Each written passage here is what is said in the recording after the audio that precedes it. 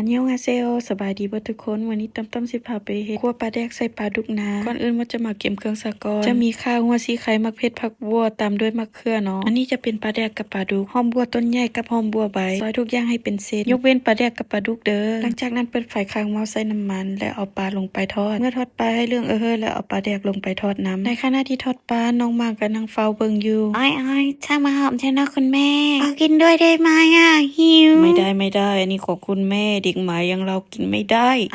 เซ็งเลย เมื่อทอดปลาได้ที่แล้วเราก็เอามาใส่จานเลยหลังจากนั้นเอาข่ากับตะไคร้ไปผัดให้มันหอมตามด้วยหอมบัวผัดไปพร้อมกันเลยผัดทุกอย่างหอมแล้วก็เอามะเขือที่เราซอยปลาไว้นั้นไปผัดจนกว่ามันจะสุกขั้นตอนสำคัญที่เอามะเขือลงไปผัดไม่เปิดไฟแห้งบ่ต้องใส่ไฟอ่อนหลายเพราะว่าจะเฮ็ดให้มะเขือเอาดำขี้รีแบบสีบ่งามหั่นนะหลังจากผัดมะเขือสุกพอประมาณแล้วตบๆก็จะเอาปลาแดกลงไปผัดต่อเลยตบตักออกนั้นแม่นกลางปลาแดกเด้อหลังจากนั้นเอามะเขือกับปลาลงไปผัดต่อเลยแน่ลืมทายตอนสำคัญได้นี่นะใส่แป้งนัวนิดนึงเด้อใส่น้อยแซ่บน้อยใส่หลายแซ่บหลายหั่นนะตบท้ายด้วยหอมบัวถือว่าสิ้นสุดในการคั่วปลาแดกมาเด้อกินข้าวนำกันพบกันวิดีโอหน้าเด้อสำหรับวิดีโอนี้ต้มบ๊ายบาย